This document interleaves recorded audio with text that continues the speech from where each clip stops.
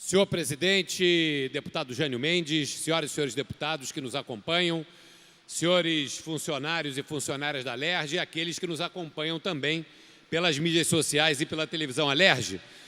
Subo aqui a essa tribuna para tratar de alguns assuntos que acho que mereçam destaque nesse parlamento no momento histórico em que vivemos. E vou começar por um tema federal, que me preocupa muito e eu acho que preocupam todos aqueles que querem e que sonham com uma recuperação na prática política no nosso país. Está em curso no Congresso Nacional a discussão sobre uma reforma política, que na verdade vai ser uma mini reforma política, pois não há tempo e o que está sendo discutido em Brasília não tem a profundidade que sonham e que gostariam os brasileiros. Infelizmente, uma verdadeira reforma política parece que, mais uma vez, ficará para o futuro. Mas foi aprovada na Comissão Especial da Câmara de Deputados um projeto de alteração no ordenamento eleitoral brasileiro, válido já para as próximas eleições. O principal ponto aprovado e que está em discussão agora para ser levado ao plenário da Câmara dos Deputados e posteriormente ao Senado Federal é a implantação do distritão no Brasil. O que é o distritão? Você pega um estado da federação e você dá a eleição a todos os deputados mais votados, independente do partido, naquele determinado estado, sem que haja a proporcionalidade que vive hoje. Hoje nós temos um sistema que os votos, que as vagas, as cadeiras, a Câmara Federal, a Assembleia Legislativa, a Câmara dos Vereadores, as cadeiras são distribuídas pelo tamanho de votos que recebeu o partido. E, claro, dentro do partido, nas cadeiras que lhe foram atribuídas pela votação total na legenda, você tem o ordenamento pelos mais votados. Essa é a regra que está em vigor hoje. O distritão acaba com essa lógica e coloca a eleição diretamente daqueles que são os mais votados, não importando a votação do partido político, não importando a questão programática e as bandeiras que o partido representa. Passa a ser uma votação de indivíduos, de personalidades, e não mais de programas, de ideias e de linhas políticas ou partidárias. Isso tem que ser visto com preocupação, pois o que está sendo em Brasília, claramente, é uma legislação para proteger o mandato daqueles que lá estão. E, certamente, essa modificação for aprovada, nós teremos um índice de renovação na Câmara Federal mais baixo do que se fosse mantida a regra hoje em vigor. Qual é a minha preocupação? Nós, do PSDB, defendemos o voto distrital misto e queríamos que talvez pudéssemos até apoiar o distritão, desde que na mudança da legislação já viesse a implantação do voto distrital misto para 2022. O distritão seria uma etapa para que pudéssemos atingir um sistema mais completo que combina um voto distrital com um voto estadual, favorecendo lideranças locais e aí sim propiciando uma profunda renovação dos quadros políticos. Mas não foi isso que entendeu a Câmara Federal e eu gostaria aqui de deixar consignada a minha opinião, que é a opinião de parte do meu partido, não da totalidade do partido. A nossa opinião, majoritária na representação do PSDB aqui na Assembleia Legislativa, é que, da maneira com que está encaminhado, o distritão não deve ser aprovado. Deve ser aprovado apenas se vier junto com o voto distrital misto, que representaria a oportunidade de um avanço no futuro. E uma outra coisa que eu sou absolutamente contra e que vai totalmente contrário ao que quer a sociedade é a aprovação de um fundo bilionário eleitoral para financiar diretamente as eleições. No momento de crise e de penúria que vive o Brasil, como é que se pode justificar pegar 3 bilhões e 600 milhões de reais ou 0,5% da receita corrente líquida da União Federal para financiar o processo eleitoral, os partidos e os candidatos? Isso não se justifica, não é adequado e eu gostaria de deixar registrada a minha posição contrária ao financiamento, ao fundo eleitoral que está sendo proposto na Câmara dos Deputados. Esperamos que os deputados federais possam refletir e espelhar na sua reflexão a vontade popular.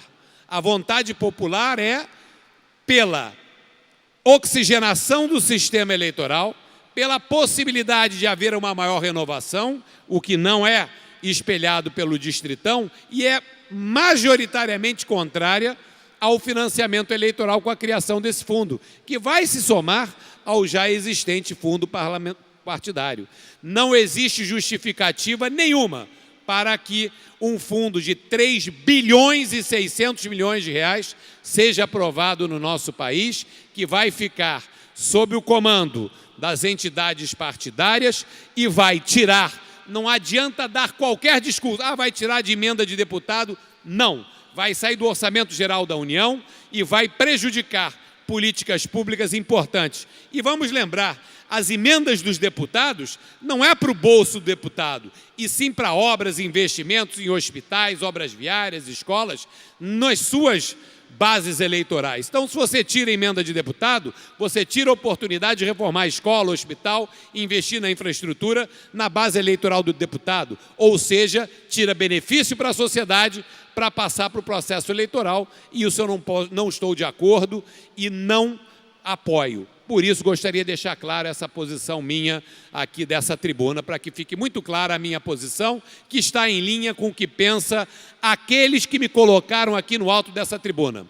A imensa maioria daqueles com que eu represento, os 70.835 votos que recebi e que me colocaram representando a população na Assembleia Legislativa, não estão de acordo com colocar um caminhão de dinheiro público na mão do processo eleitoral, e eu digo isso, sendo, inclusive, um potencial beneficiário desses recursos, por conta que sou um parlamentar de mandato eleito. Acho que a renovação é importante e acho que há que ter muito cuidado para contrariar, ir contra o que manda a sociedade. Nós não somos donos dos nossos mandatos, nós representamos a sociedade e é a ela que nós prestamos conta e é a ela que nós devemos obedecer.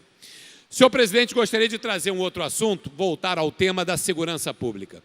Hoje foi divulgado pela grande imprensa aqui do estado do Rio de Janeiro, dados de um estudo da Secretaria de Estado de Segurança, que comprova o que toda a população já sabe. Agora, o que alarma pela quantidade e pelo alcance. Nós temos mais de 800 territórios, hoje no estado do Rio de Janeiro, na mão de criminosos, aonde a lei não vale, onde o império da violência, da truculência, está na mão de facínoras e criminosos. Mais de 800 territórios.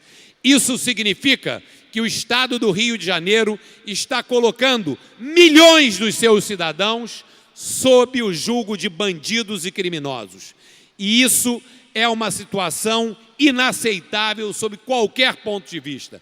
E mostra o desastre da segurança pública nos últimos anos, com a total falta de credibilidade do governo, com a falta de investimento nas polícias, com a falta de dar força e capacidade operacional às nossas polícias. Nós estamos numa guerra e estamos perdendo essa guerra. A cada dia que passa, mais cidadãos nossos se tornam reféns. A cada 2 dias, morre assassinado um policial no estado do Rio de Janeiro. E o que faz o Estado para reagir a isso? Nada. Palavras ao vento. Está na hora do governador do estado, que não tem credibilidade mais para tocar esse processo adiante, venha a público e diga qual é o seu plano. Vamos continuar regredindo até o final de 2018 ou vamos reagir?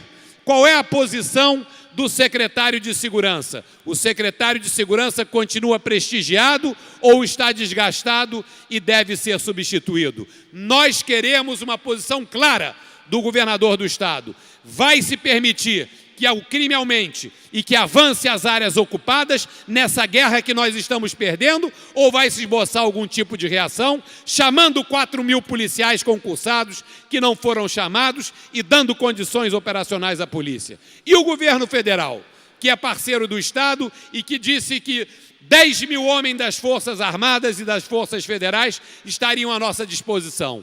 Cadê a efetividade dessas ações? Até agora, muita espuma e pouco resultado. Botar tanque e soldado na rua para tirar foto para jornal não nos serve de nada. E uma operação que foi feita de ocupação de área no Rio de Janeiro, com resultados pífios, mostram que essa ação não está sendo efetiva e precisa ser repensada. O presidente da República e o governador do Estado têm que vir a público dizer o que vai ser feito para que sejam retomadas 800 e tantas áreas ocupadas no Rio de Janeiro, para que sejam libertados milhões dos nossos cidadãos. Nós exigimos, do alto dessa tribuna, que haja um posicionamento público, que esses governantes não se escondam, porque são pessoas que estão perdendo vidas e a nossa polícia que está sendo assassinada sem capacidade de reagir.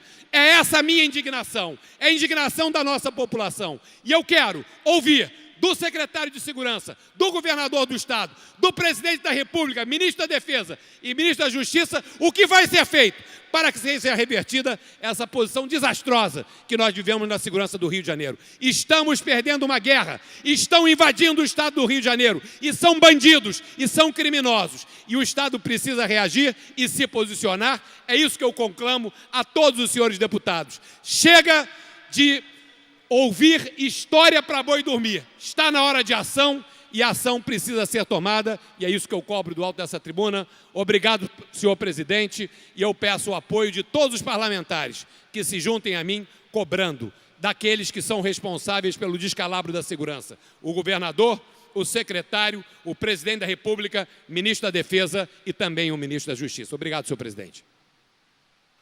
Próximo orador inscrito, deputada Tia Ju. Não se encontrando presente, deputado Conte Bittencourt. Não se encontrando presente, deputado Luiz Martins. Não se encontrando presente, deputado Chiquinho. Não se encontrando presente, Marcos Abraão. Não se encontrando presente, Geraldo Moreira. Não se encontrando presente, deputado Valdec Carneiro.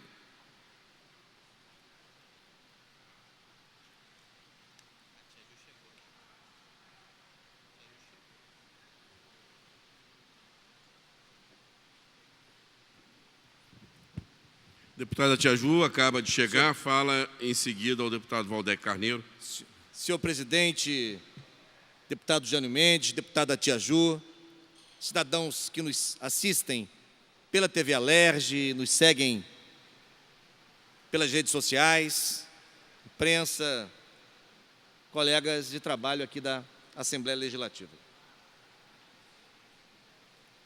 Há exatos 24 anos, ministrava-se a primeira aula no campus da Universidade Estadual do Norte Fluminense, Darcy Ribeiro, a UENF. Esta atividade acadêmica, a aula, se afirmou naquela comunidade como um marco histórico de sua inauguração. E já sobre isso merece um comentário.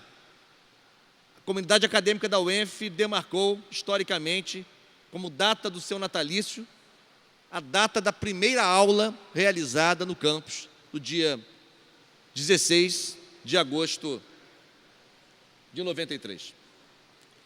Oriunda de emenda popular à Constituição Estadual, logo da luta da sociedade civil organizada, a UENF, em pouco tempo, se tornou patrimônio e orgulho do povo do Estado do Rio de Janeiro, em especial do Norte Fluminense, e da valorosa cidade de Campos dos Goytacazes, município com tanto peso histórico, econômico, político e cultural, desde os primórdios da história do nosso Estado.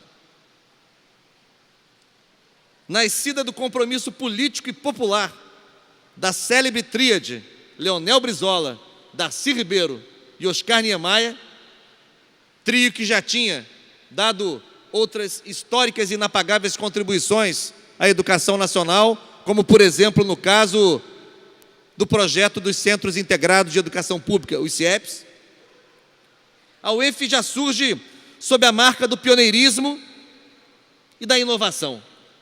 Pioneirismo, por exemplo, quando se tornou a primeira universidade brasileira a admitir no seu corpo docente apenas professores com doutorado. Inovação, porque reinventando a estrutura acadêmica, como no passado fez Darcy Ribeiro com a UNB, quando decidiu não organizá-la em cátedras, mas em departamentos de ensino. Mas nos anos 90, os departamentos de ensino eles também já estavam se tornando anacrônicos. Então a UENF se organiza em laboratórios multidisciplinares que se tornaram o eixo, o epicentro da organização acadêmica daquela universidade.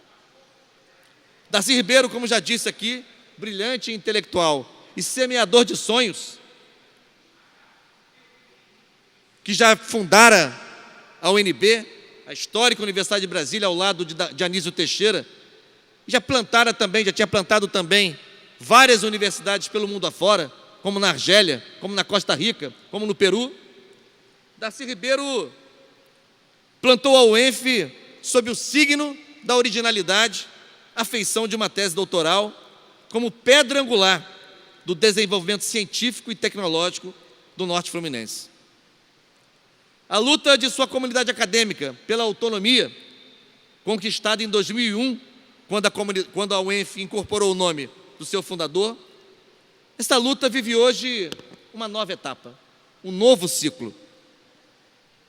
Com efeito, embora em diferentes rankings acadêmicos, nacionais e internacionais, a UENF seja regularmente apontada como uma das melhores universidades brasileiras e da América Latina, em várias áreas do conhecimento.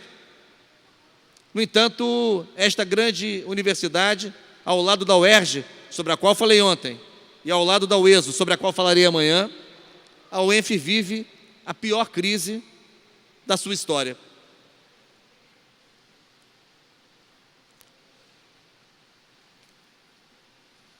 Cumpre um papel, para além da avaliação acadêmica de excelência, a UENF cumpre um papel, é bom não esquecer, estratégico para o desenvolvimento regional, seja como polo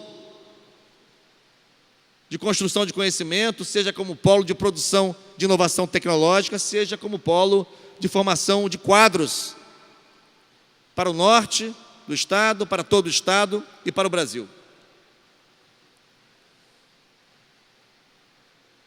Entretanto, sob um governo estadual que pratica, a meu juízo, uma violenta ofensiva contra instituições de educação, de cultura, de ciência e de pensamento, ofensiva esta potencializada pelo golpe de Estado em curso no Brasil, que encontrou no Rio de Janeiro um laboratório fértil para se prosperar.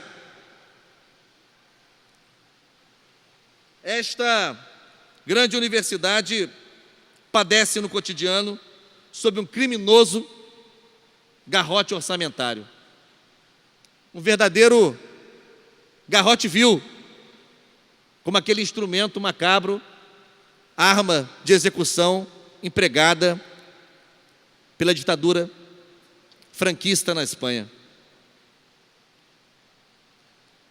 Na Alerj, ao lado de vários deputados e deputadas, estamos lutando para assegurar a efetiva autonomia orçamentária e financeira da UENF, através de uma proposta de emenda constitucional que busca assegurar repasses financeiros duodecimais, de modo que a UENF, assim como a UERJ e a UESO, que estão contidas nesta proposta de emenda constitucional, possam ter uma programação mínima do ponto de vista do cumprimento de suas despesas correntes, tendo em vista que hoje, deputado Jânio Mendes, elas não podem se programar. Passam longuíssimas temporadas sem nenhum repasse, de modo que as despesas cotidianas mais importantes, ligadas à manutenção, ligadas à alimentação nos restaurantes universitários, ligadas aos serviços de vigilância e segurança, seguem sendo um desafio hercúleo a cada dia. Esta PEC, se aprovada, obrigará o governador, quem quer que seja, a fazer esses repasses sob pena de incorrer em crime de responsabilidade por descumprimento à Constituição estadual. Não é possível, custo a crer, que o Parlamento do Rio de Janeiro dará as costas às suas universidades num momento tão crítico, tão grave de suas trajetórias. Uma palavra aqui também no caso da UENF, a sua comunidade de estudantes, alunos e servidores técnico-administrativos, que se a UENF também resiste, isso se dá em grande medida, pelo compromisso acadêmico, pelo desprendimento, pelo denodo com que se entregam à vida acadêmica cotidiana, à vida universitária cotidiana, mesmo sob as mais absurdas dificuldades, professores, estudantes de graduação, de pós-graduação, servidores técnico-administrativos. Cabe aqui também uma palavra ao pessoal terceirizado. Muitos se mantiveram de pé, mesmo com meses de salários atrasados. Mas o sol vai brilhar de novo para a UENF, pois o brilho é a sua vocação. Espero sinceramente que esses 24 anos que a UENF hoje completa, exatamente hoje, possam ser, por um lado, um marco de superação, em definitivo, das suas dificuldades e também o início da preparação do seu jubileu de prata. Quero mencionar aqui o dirigente reitor, professor Luiz Passoni, que tem estado com frequência na Assembleia Legislativa, dialogando com a Comissão de Educação e também pedindo ajuda, pedindo apoio. É um absurdo, é vergonhoso, deputado Jânio Mendes, não que ele esteja fazendo isso, mas é vergonhoso que reitores das universidades estaduais tenham que passar por essa situação, deputada Tia Ju. No lugar deles, eu faria a mesma coisa. Portanto, eles agem de forma absolutamente, comprometida, em busca de soluções para a universidade que dirigem. Mas é realmente vergonhoso que o Estado do Rio de Janeiro imponha essa posição constrangedora às suas universidades, patrimônios da ciência, da pesquisa, do ensino, da extensão, fazendo de seus reitores pedintes, circulando de gabinete em gabinete, de órgão em órgão, de instituição em instituição, atrás de migalhas para fazerem frente à despesa daquela semana, daqueles dias. Quero saudar também, em nome da comunidade acadêmica, a professora Maria Clarete Reis, vou concluir, que foi minha orientanda de doutorado na UF, hoje destacada professora daquela instituição, em seu nome saúdo a comunidade acadêmica da UENF, e ressaltar aqui o meu alinhamento permanente na luta das universidades estaduais, seja o UERJ, carro-chefe do ensino superior estadual do Rio de Janeiro, seja o UENF, que já vai completando, como passa o tempo, deputado Jânio Mendes, e Vossa Excelência, que é do Partido Democrático Trabalhista, e acompanhou de perto, na sua gênese, a discussão sobre a implantação de uma Universidade do Norte Fluminense, oriunda de uma emenda popular, à Constituição Estadual que então se preparava, e também ao ESO, esta nossa irmã mais jovem, do ponto de vista das universidades estaduais, que tem a marca da qualidade acadêmica, mas que tem também a curiosa marca de ser talvez a única universidade na América Latina ou no mundo que não tem um campus, não tem uma sede.